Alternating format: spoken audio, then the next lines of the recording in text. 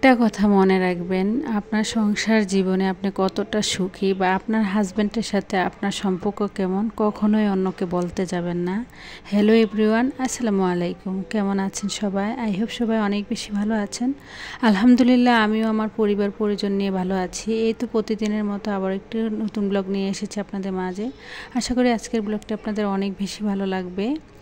তো সকালবেলা ঘুম থেকে উঠে চলে এসেছি বারান্দার মধ্যে। তো বারান্দার গাছগুলোতে পানি দিয়ে দিচ্ছি। আসলে বদনজর এত একটা খারাপ জিনিস, কি বলবো, যা মানুষের জীবনকে একদম মৃত্যু পর্যন্ত নিয়ে যায়।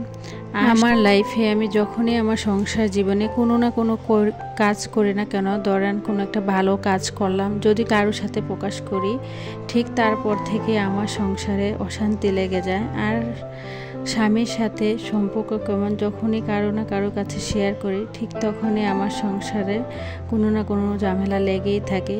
তাই সংসার জীবনে কেমন আছি কখনোই অন্যের কাছে প্রকাশ করতে যাবেন না, কারণ মানুষ এতটা খারাপ, অন্যের ভালো বা অন্যের সুখ কখনো কিন্তু সহ্য করতে পারে না।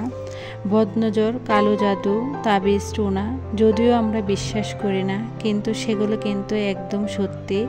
ইসলামেও কিন্তু তার সত্য প্রকাশ করেছেন। তাছাড়া আমার জীবনে ঘটে যাওয়া অনেক অভিজ্ঞতা থেকে বলছি, আসলে বদনজর মানুষের সুখের সংসারকে ভেঙে চুরে তছনছ করে দিতেও কিন্তু দ্বিধাবোধ করে না, এবং কি সংসারটাকে একদম শেষ পর্যন্ত কিন্তু নিস্তারও দেয় না। তো যাই হোক, এদিক দিয়ে আপনাদের সাথে কথা বলছি। তো বারান্দার গাছগুলোতে পানি দিয়ে চলে এসেছি সকালে নাস্তা তৈরি করতে। তো এখানে দেখলাম গরুর দুধটা শেষ হয়ে গিয়েছে, তো দুধটা একটু রিফিল করে নিলাম। আর অফ ক্যামেরাতে এখানে আজকে পরোটা করে নিয়েছি, আর 1 কাপ চা করে নেব, আর একটা ডিম পোচ করে নেব। তাই এ দিয়ে কিন্তু আজকে আমাদের সকালের নাস্তাটা হয়ে যাবে। যদিও বাসায় কেউ নেই, আমি একা আর আমার মেয়ে, তো আমি আর আমার মেয়ে মিলে আর কি একাই আজকে নাস্তাটা করে নেব। যদিও বলছিলাম যেই কথা, আমার লাইফে ঘটে যাওয়া কিছু কিছু কথা যা আমার সুখের সংসারটাকে আজ একদম তছনছ করে দিয়েছে। আমি আসলে কি বলবো, আজ 2 বছর যাবৎ কিন্তু আমি ভাড়া বাসায় থাকি। এর আগে কিন্তু আমি দেশের বাড়িতে থাকতাম। তো দেশের বাড়িতে থাকার সময় কিন্তু আসলে ওই রকমভাবে আমার কোনো কিছুই ছিল না। তো আমার হাজব্যান্ড যেহেতু অনেক দিন যাবৎ বাহিরে বসবাস করছেন, তো যার কারণে দেখা গিয়েছে আমার সংসারে সব কিছু ভালো মন্দ খারাপ সব কিছু কিন্তু আমাকেই দেখতে হয়। তো আসলে বাড়ি করার জন্য একটা প্রয়োজনীয় জায়গা, তারপরে আবার জায়গা নিলাম, জায়গার পরে বাড়ি করলাম, বাড়ি করার পর কিন্তু বাড়িতে একটা মনের মতো করে ঘরও করেছি। কিন্তু আমার দুর্ভাগ্য, ওই ঘরে কিন্তু আমি থাকতেও পারিনি। মাত্র 4 মাস ওই ঘরে থাকার পরেই কিন্তু আমাকে বাসাতে চলে আসতে হয়েছে, শুধুমাত্র ছেলে মেয়েদের কথা চিন্তা করে। তারপর যখন বাসাতে আসলাম, বাসায় প্রায় আজ 2 বছর হয়ে গিয়েছে আমি বাসায়ই থাকছি। 2 বছর না, মনে হয় আজকে 3 বছর চলছে আর কি।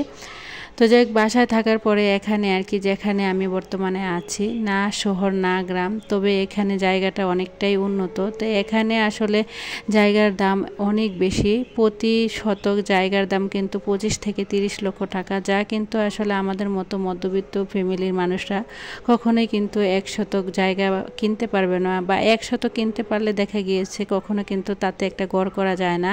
যদি ম্যাক্সিমাম আপনি একটা ঘর করতে চান, তাহলে কম হলো 3 শতক থেকে 4 শতক জায়গা লাগবে, শতক বা কাটা যে যাই বলেন না কেন আর কি। তো এখানে আসলে ফ্ল্যাটের সিস্টেম আছে। তো অনেকেই দেখেছি যে ফ্ল্যাট নিচ্ছে, মানে দেখা গিয়েছে অনেকে শেয়ারে একটা জায়গা কিনে এটাতে আসলে ফ্ল্যাট সিস্টেম করে আর কি। তো এখানে অনেক চিন্তা ভাবনা করে আপনাদের ভাইয়া আর কি, যে 1 বছর আগে যখন দেশে এসেছিল, তো এখানে আমরা একটা ফ্ল্যাটের শেয়ার নিয়েছিলাম। তো ফ্ল্যাটের শেয়ারটা নেওয়ার পরে কিন্তু আসলে বেশ কিছুদিন পরেই কিন্তু আমাকে এই ফ্ল্যাটের শেয়ারটা ছেড়ে দিতে হয়েছে। আসলে বললাম না যে বদনজর মানুষের জীবনটাকে কত বেশি অতিষ্ঠ করতে পারে। কারণ কি জানেন, মানে আমি যখন ফ্ল্যাটটা নিয়েছিলাম, তো যখন আমার শ্বশুর বাড়ির লোকেরা জানতে পেরেছে, আমার বাবার বাড়ির লোকেরা জানতে পেরেছে, প্রায় সময় যখন আমি বাবার বাড়িতে যেতাম যেতাম বা আমার শ্বশুর বাড়িতে যেতাম, সবাই আমাকে নিয়ে অনেক কিছু বলতো যে তুমি নাকি ফ্ল্যাট নিয়েছো, তাহলে তো ভালোই, তা অনেক টাকার মালিক হয়ে গিয়েছো বা এই সেই আর কি, বিভিন্ন ধরনের কুটু কথা যাকে বলে আর কি। তো সেগুলো বলতো। কিন্তু এখন আমি যা বুঝতে পেরেছি, মানুষের মানে হিংসা, প্রতিহিংসার কারণে কিন্তু শেষ পর্যন্ত আমার কিন্তু এই 1 বছরের মধ্যে দিয়েই কিন্তু আমার এই যে ফ্ল্যাটের শেয়ারটা আবার ছেড়ে দিতে হয়েছে। ফ্ল্যাটের শেয়ারটা ছেড়ে দেওয়া তো বড় কথা না, ফ্ল্যাট ছেড়ে দেওয়ার পর থেকে যে আমার সংসারে যে কত অশান্তি বা কত কিছু হচ্ছে, আসলে তা তো আর আপনাদের সাথে কখনো আমি শেয়ার করি না। আসলে আমরা দূর থেকে একটা মানুষকে দেখে যত বেশি জাজমেন্ট করি না কেন, মানুষটা কত সুখী আছে, কতটা সুখী, আসলে কি আমরা সুখী? প্রতিটা মানুষের ভিতরেই কিন্তু দেখবেন একটা চাপা কষ্ট অবশ্যই জমা থাকে। চাইলেও কিন্তু মানুষ আসলে আহামরি অনেক বেশি সুখে থাকতে পারে না। নদীর এই পারের মানুষগুলো ভাবে নদীর ওই পারের মানুষগুলো অনেক বেশি সুখী, আসলে বাস্তবতা তা কখনোই না।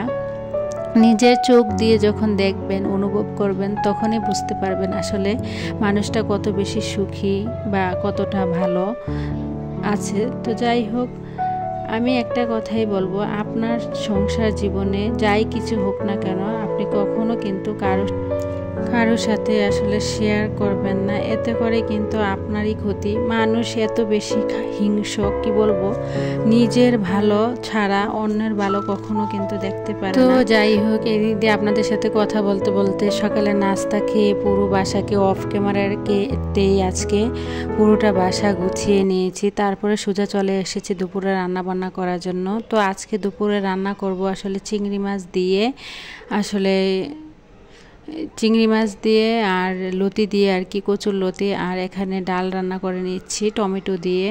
আর ইদানিং বাজারে কিন্তু অনেক সুন্দর সুন্দর টমেটো পাওয়া যায়, যদিও ইদানিং সব কিছুর দাম অনেক বেশি বেড়ে গিয়েছে বৃষ্টির কারণে, বন্যার কারণে। তো যাই হোক, আসলে আপনি মানুষকে সহজ সরল ভেবে যাই কিছু বলেন না কেন, সেই মানুষটাই কিন্তু আপনাকে নিয়ে আসলে হাস্যকর ভাববে বা আপনাকে ব্যক্তিত্বহীন মনে করবে। তাই আমি মনে করি কি, আসলে অন্যের কাছে কোনো কিছু প্রকাশ করাটা একদমই বোকামি। তা আসলে সেই মানুষটা একটাবারও চিন্তা করে না সে আমাকে কতটা আপন ভেবে তার জীবনের কথাগুলো শেয়ার করেছে। আর কিছু মানুষ আছে এই সরলতাকে কাজে লাগিয়ে তাকে তুচ্ছ তাচ্ছিল্য ভাবে, আসলে সেটা কিন্তু আসলে কখনোই ঠিক না। হয়তো তার মনের দুঃখগুলা প্রকাশ করার মতো হয়তো কাউকে পায়নি, যার কারণে আপনার কাছে প্রকাশ করেছে। আপনি সবসময় তাকে কিভাবে সান্ত্বনা দিবেন, কিভাবে ভালো একটা বুদ্ধি পরামর্শ দিবেন, সেটাই চিন্তা করবেন। কখনো কিন্তু তাকে আসলে তুচ্ছ তাচ্ছিল্য বাবাটা আমি মনে করি একদমই ঠিক না। তো যাই হোক, এদিক দিয়ে আপনাদের সাথে কথা বলছি আর কচুর লতি দিয়ে আর কি চিংড়ি মাছ দিয়ে রান্না করছি।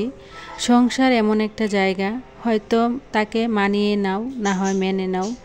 আসলে আমরা যারা মধ্যবিত্ত আছি, চাইলেও যে আহামরি অনেক কিছু করতে পারি তা না। নিজের যা আছে বা যা কিছু থাক না কেন, সেগুলো দিয়েই নিজেকে সবসময় মানিয়ে গুছিয়ে রাখার চেষ্টা করি।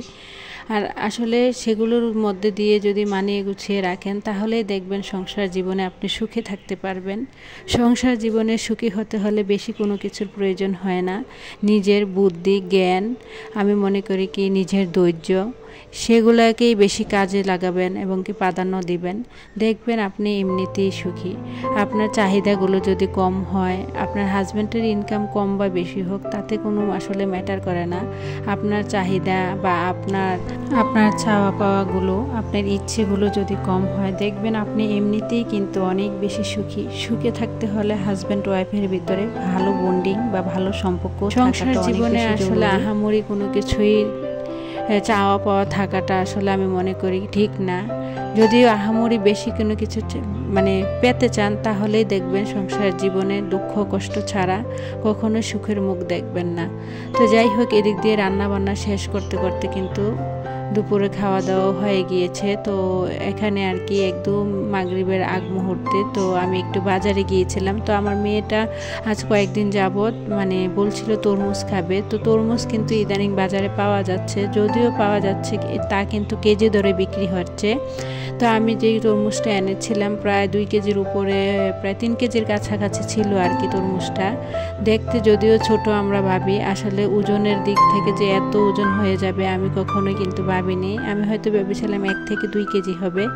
তো যাই হোক, তরমুজ তো নিয়ে এসেছি, ভেবেছিলাম তরমুজটা অনেক ভালো পড়বে। তো উনি কিন্তু আসলে আমি বলেছিলাম কেটে দেওয়ার জন্য, তো উনি বললো যে না, এখনকার তরমুজ কাটতে হয় না, এমনিতেই অনেক ভালো। তো যখন বাসায় নিয়ে এসেছি তো পরে দেখলাম যে আসলে কিন্তু না, ভিতরে একদম হালকা লাল ছিল আর বেশিরভাগই সাদা ছিল, আর খেতে একদমই বাজে ছিল, কি বলবো। তো যাই হোক, বাচ্চা মানুষ যেহেতু খেতে বলেছে তো তাকে তো খেতে দিতেই হবে, আর মা বলে কথা।